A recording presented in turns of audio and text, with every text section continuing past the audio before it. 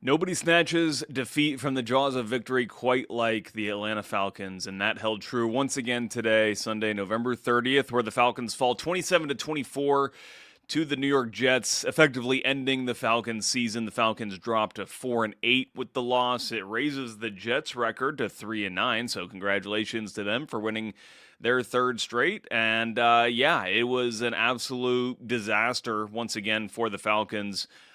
Just not playing good football. Like, this was not a good game to watch.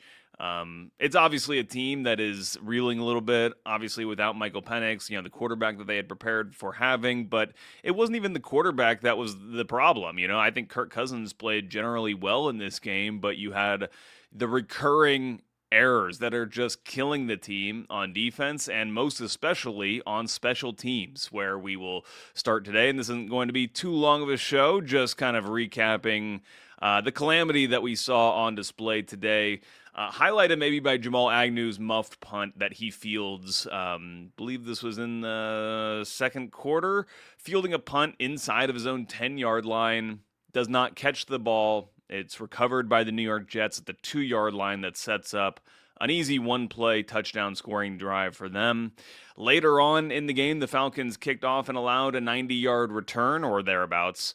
And not only was the return big, and not only is this a recurring issue for this Falcons coverage unit, whether it's punt or kickoff, but there was nobody close to this guy. And just like there hasn't been anybody close to some of these other big returns that have happened against the Falcons, it's shocking. It was so shocking, actually, that Raheem Morris himself said in the press conference after the game that he said, start kicking the ball into the end zone. Let's start taking touchbacks. Let's give the ball to the Jets at the 35-yard line, because there is no confidence that this Falcons coverage unit was going to be able to prevent a touchdown from being scored against them, pretty much. I mean, considering just how much these guys are streaking downfield against this coverage unit. Not just today, but obviously any Falcons fan would know that this has been obviously something that's been a bugaboo for them pretty much all season long. And although the big returns themselves haven't happened in every single game,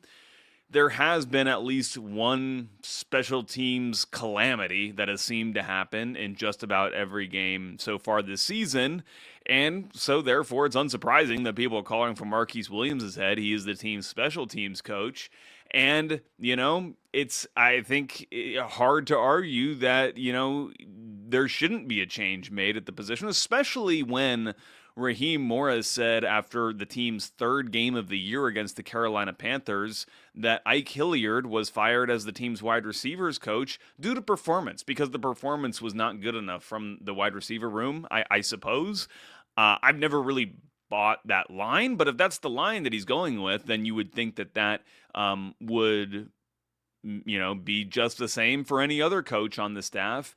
And obviously you don't want to just start firing coaches willy-nilly because you had, a bad game or whatever. But obviously the special teams has been probably the thing that has held this Falcons team back. And I talked about it with my co-host on the Wade Ford Tailgate show this morning, Andy Bunker, that we as people in sports media, other content creators for the Falcons talk about this team all season long. There are people that talk about it a lot more than I do, 5 days a week. They're doing podcasts and breaking down the team every which way, breaking down every single player on the roster, maybe even those on the practice squad.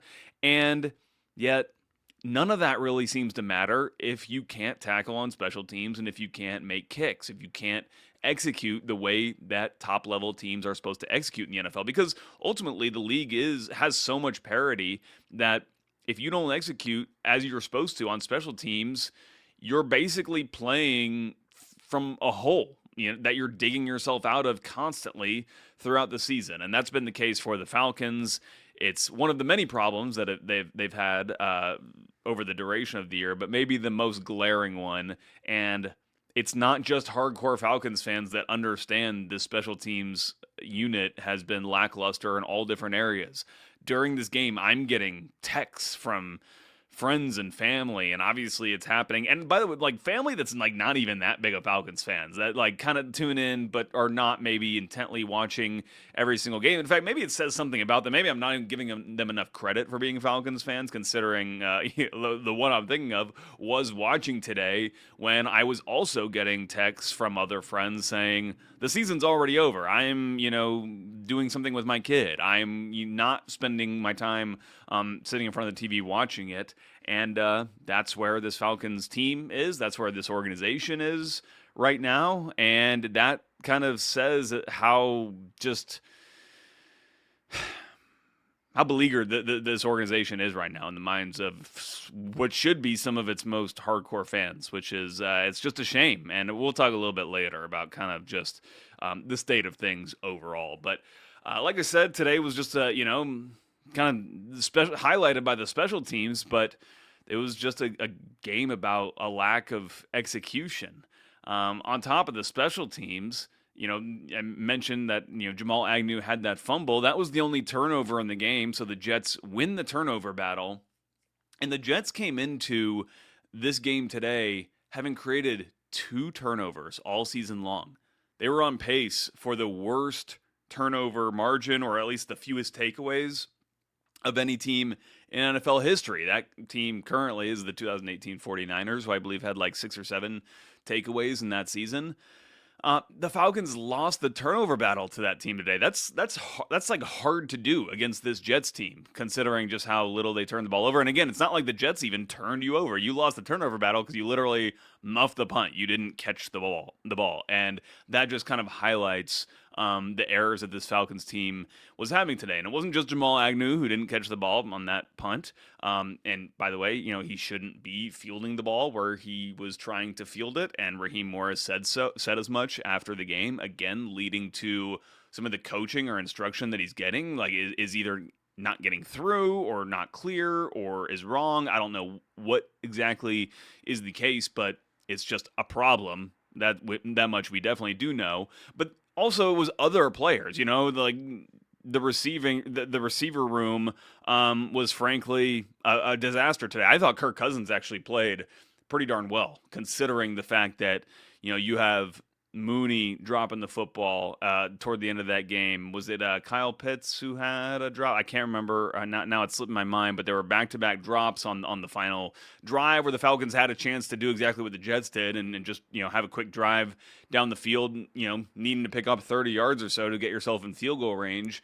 And they were not even capable of doing that. And, again, it's just rough. And then, defensively, it was not a good day for this Falcons team either. Obviously, when you give up 27 points to the Jets, that's a problem, considering this Jets team and the kind of the state they're in. They're using their backup quarterback right now in Tyrod Taylor, and I would say that one of the most disappointing things about this game was the pass rush. And although you do get a sack from James Pierce Jr., there may have been Leonard Floyd had another sack in this game. The pass rush was just way too disorganized, and Tyrod Taylor had way too many opportunities, especially as the game wore on, to scramble for key yards, key first downs, and scores a touchdown. Ultimately proves to be it was the game tying score at the time. Tyrod Taylor had 8 rushes for 44 yards in this game, and didn't need to be the case. And it's just disappointing to see that, considering that's pretty much the only way this Jets team was going to beat you, which was picking yards up on the ground. This team does not really have, with Garrett Wilson out, many, it's kind of a similar situation to what the Falcons have right now in their wide receiver room. And it's just disappointing that this Falcons defense, which has been so good all year, it's been kind of the one thing we could hang our hats on, just kind of could not come up with the goods today. And while they did give up, this Jets scored 27 points, the one I don't even hold against them, the Jamal Agnew muff punt that resulted in a possession where the Jets started on the Falcons' 2-yard line. So that's a special teams 7 points right there. But still, you would still think that this Falcons team could have done better.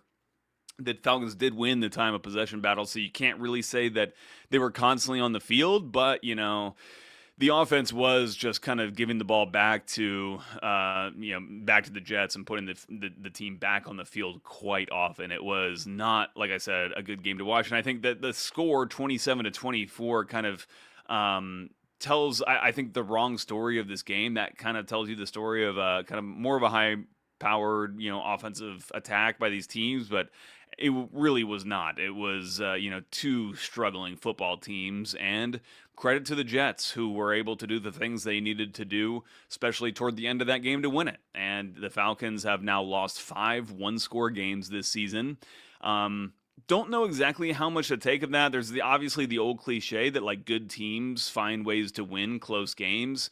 The Chiefs last year were kind of the illustrative of that point, but the Chiefs have not been nearly as good in those one-score games this year. In fact, they may be winless in their one-score games this year, where they were like undefeated in all those games last year. And maybe are the Chiefs worse this year than they were last year, generally speaking? Yeah, I think you can make that case, but they're still a decent football team that's losing games. So anyway, I don't know what that says, but it's not good. It doesn't make you feel any better about this Falcons team, and it actually just makes it feel more infuriating when you look at the standings and think about, where I guess where we thought they should have been at this point. But really, what's coming into clear focus at this point is that this is who the Falcons are. This is who they are. They're just not a good football team. They're 4-8, and other teams probably look forward to playing this team.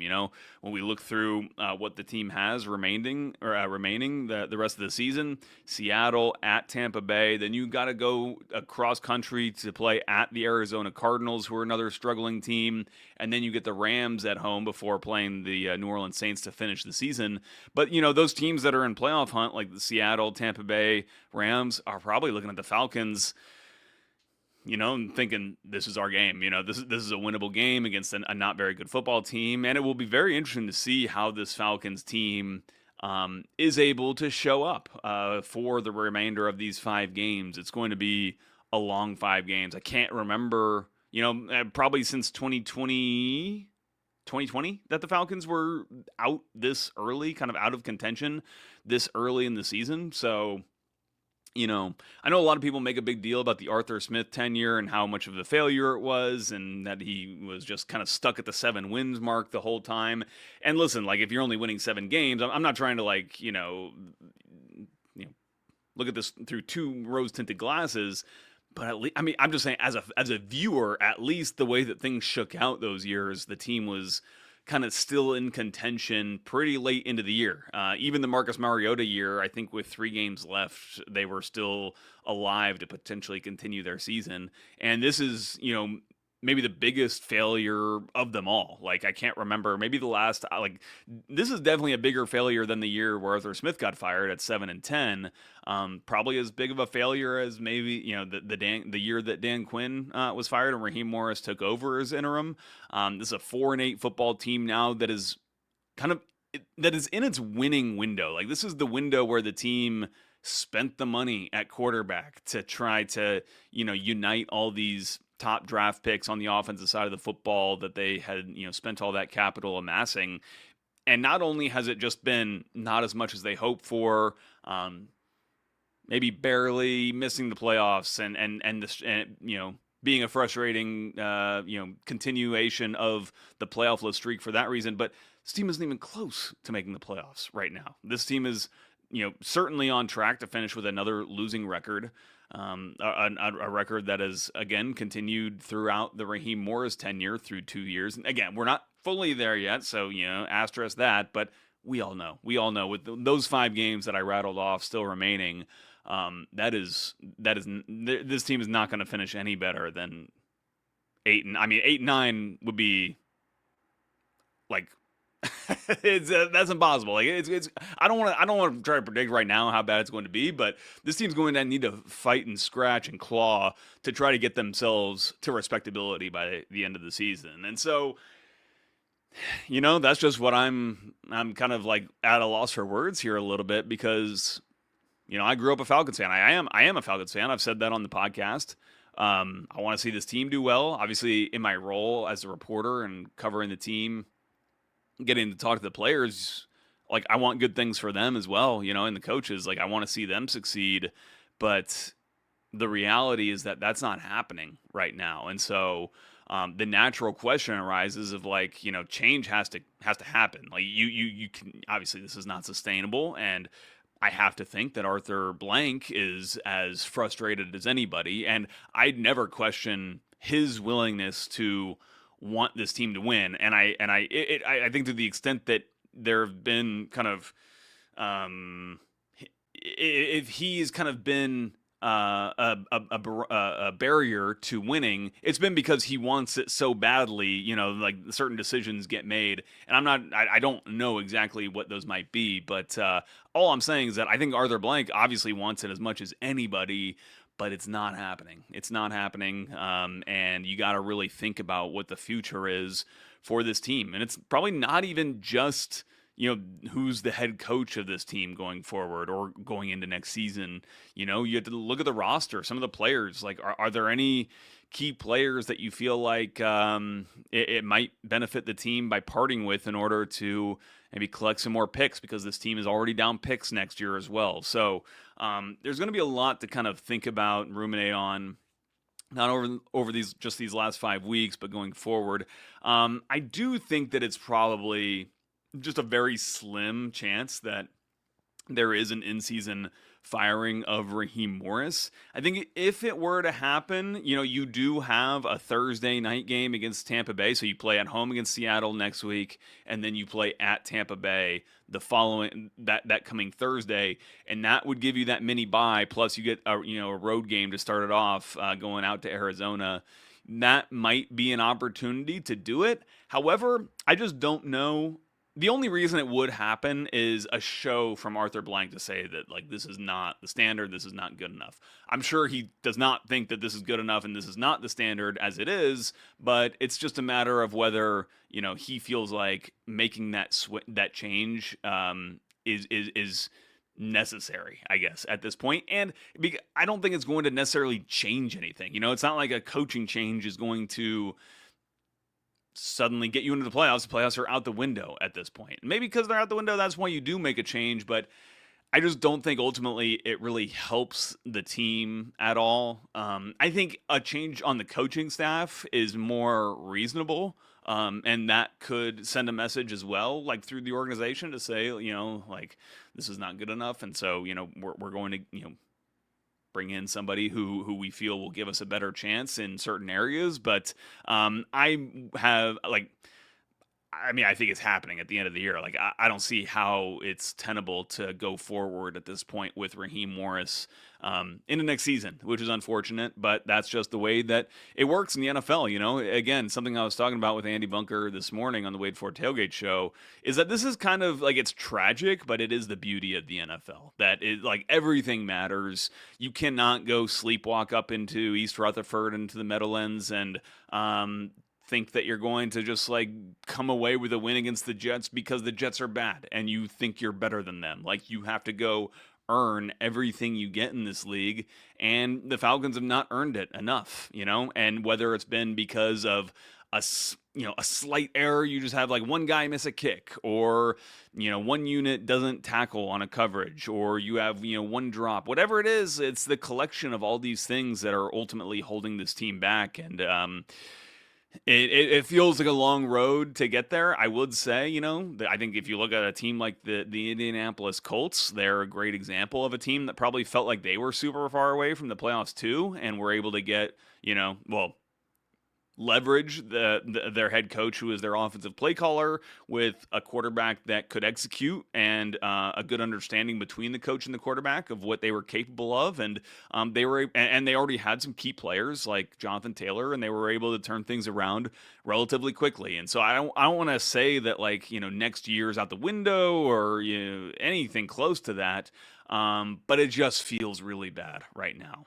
It feels like you're just in the muck, and unfortunately you get a reputation, and it's not just like a reputation around the league. Again, I go back to the text I was getting, and it's like, that to me is the indication of what the reputation of this organization is. And right now it's just not a winning one, and it's not one that people are really proud of associating with. And so they probably won't. Like for the rest of, I hate to say it, and I hope, I credit anybody who's watching this, you guys care. But I certainly would understand why people wouldn't, or would want to do something else with their time. And so I hope you come back. I hope you keep listening to Joe Patrick on football. Definitely follow our YouTube account at 929 The Game. Give this video a like so that you get more of this stuff popping into your algorithm. And we'll see you back here again tomorrow, again next week. Like, we're gonna continue to go, and I will do my best to help ask some of the questions that I know you guys have for the organization. But ultimately, there's only one way out of this kind of mess, and it's through it, but it's never kind of fun getting through it. So thanks so much for hanging with us here on Joe Patrick on Football. We'll be talking about the state of the Falcons, I'm sure, all day long on 92.9 The Game tomorrow throughout all of our shows. So maybe make sure you're tuned in. You can listen. Remember, like, you can just just download the Odyssey app, and it's like, it will basically, after you fill in like two things, it just like geolocates you, and 92.9 The Game should be right there. You just like flick it on, and you get immediate Atlanta sports talk. It's exactly what most Atlanta sports fans are looking to hear, and it should be full of some interesting conversation happening tomorrow. So thank you guys so much for listening. We'll see you next time.